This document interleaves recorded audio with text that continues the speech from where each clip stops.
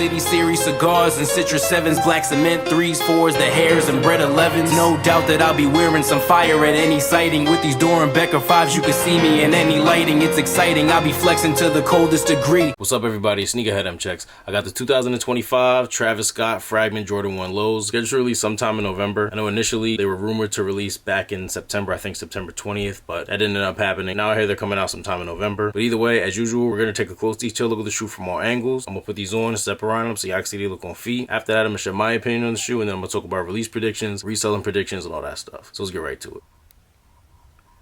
So the leather on these is tumbled, as you can see, all throughout the upper. I don't know what the fuck this little shit is right here, but there's one on both shoes. This one is white, blue, black, and sail, the colors of the shoe. This one is the same, but features a little pink in it, like the extra laces. I'm gonna show you on a few. Speaking of laces, these have the wax laces like usual. Nike Air on the tongue, of course. The Cactus Jack, a little patch on the outer side. Same thing on this side.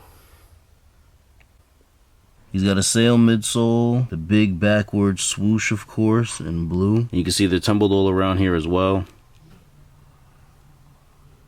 And here on the inner side, they have this Travis Scott Fragment text down here on the midsole. Almost the same thing as the 2021 pair, just different numbers pretty much. So like as you can see here, it says FA21 for fall 21 because that's when these released. These say FA25 because they're releasing in fall 2025. I'm not sure what this MNJDLS thing means, but it's exactly the same on both. The number next to it's different. On these it says 358. This pair says 130. Travis, Hiroshi, tooling code, all that's the same, but the actual tooling code itself is a little different.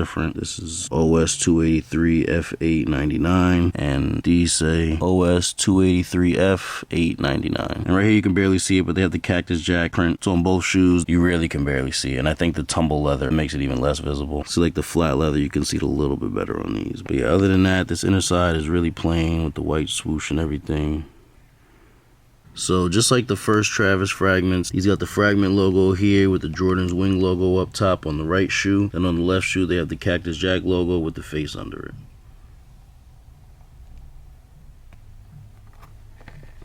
He's got a blue interior with pink insoles. They both say Nike Air. All blue outsole on these. I really don't think any of us were expecting anything different.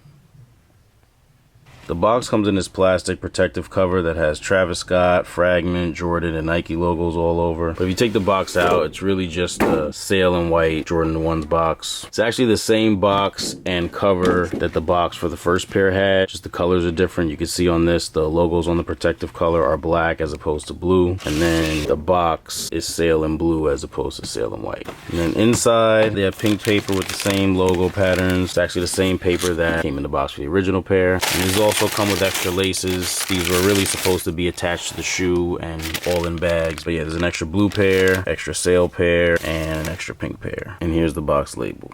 Air Jordan 1 Low OGSP in sail, military blue, and black. Here's a quick all-around view of the shoe.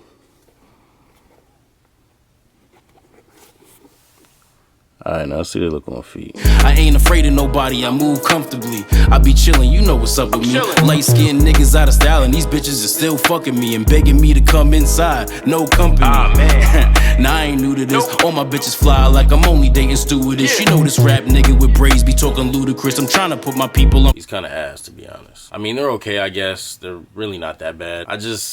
For a shoe like this, I can't help but have higher expectations, and I don't know, I just feel like they could have did so much better. Like the blue swoosh does pop, but the inner side's mad plain. And I was thinking maybe I like them a little bit more after seeing them on feet. And although they do look better on feet, it wasn't enough to shift my opinion on these at all. These are still definitely a pass for me. I remember back when they first said they were going to do a Fragment Travis Scott Jordan 1, like the first time. And I'm thinking like, damn, that sounds like too many cooks in the kitchen. Jordan, Travis Scott, Fragment. Like, how are they going to put all of that into one shoe and it not be OD? But shit, they did it and they nailed it. I love these. I don't like the highs personally, but as far as a collab goes and implementing the Fragment stuff onto the Travis Scott ones, I thought they did a good job blending everything together on both silhouettes. And I think the first collab having the blue in them was cool because it pays homage to the original Fragment ones. But now that they're doing another shoe, I really think they should have changed the color this go around. I guess they wanted to keep that connection to the original Fragments, even though it's not exactly the same shade of blue. But I feel like that actually limited what they were able to do with these, because being that they had the same color, they couldn't make the color blocking or anything like that too similar to these, which might be why they ended up being so plain. But the thing is, they don't need to have blue in them. Like, they still got the Fragment logo and stuff, so I don't know why they didn't just do a different color on these for more flexibility. flexibility. Fragment's done numerous collabs with Nike and other colors, so it's not like they're locked into having blue. The Fragment Jordan 3s didn't even have blue. The sample, which should have been the pair that they released to the public, did, but the pair that actually did release did not. But yeah, nice red,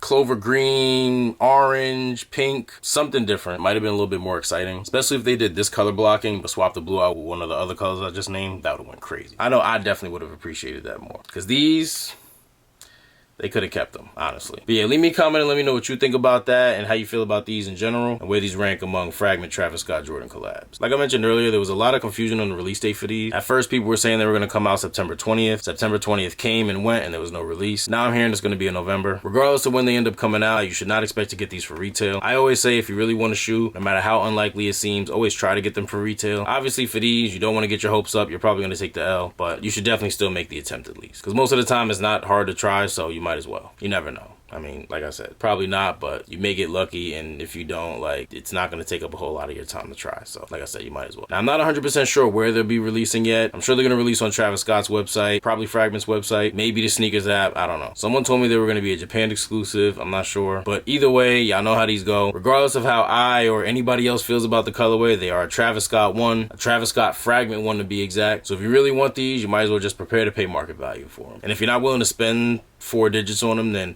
you might as well just forget it, unfortunately. Prices on these are insane right now. Looking on GOAT, a lot of sizes are around 3,000 right now. I'm sure that's going to drop some between now and release date, but it's kind of hard to predict a pattern on a release like this. But I would say the best time to buy these would probably be the week that people start to receive their pairs from retailers. But the problem with that is, no funny shit, I really don't think there's going to be that many people getting them for retail. Definitely not enough to move the price like a regular release, where a lot of people are actually going to touch them at retail. So I don't want to tell you to wait until then just for the price to not drop, but like I said, it's really hard to predict something like that. Sometimes a shoe like this is actually cheaper before release. Not like this early, but you know, like a week or so before. But it's too unpredictable for me to really advise either way. Just keep an eye on the market, buy whenever it's convenient for you, and obviously make sure wherever you're buying from is a trustworthy source. If you do end up getting these at retail and you plan on reselling them, you'll obviously be able to make a crazy flip on these. If you're into holding shoes, they'll definitely go up over time, but it may not even be worth doing all that when you can make 4 digits in profit off of these right away effortlessly. If you're selling these to another reseller, don't let them lowball you. I always like to say let resellers get their money, but it really pisses me off when they like try to take advantage of people the way they do sometimes. I always prefer to sell directly to people as opposed to on these apps, but if somebody tries to offer you less than what you would get selling these on Go or StockX, like after they take their fees out, then I wouldn't sell them shit. For a shoe that's not moving like that, maybe something older, maybe something that,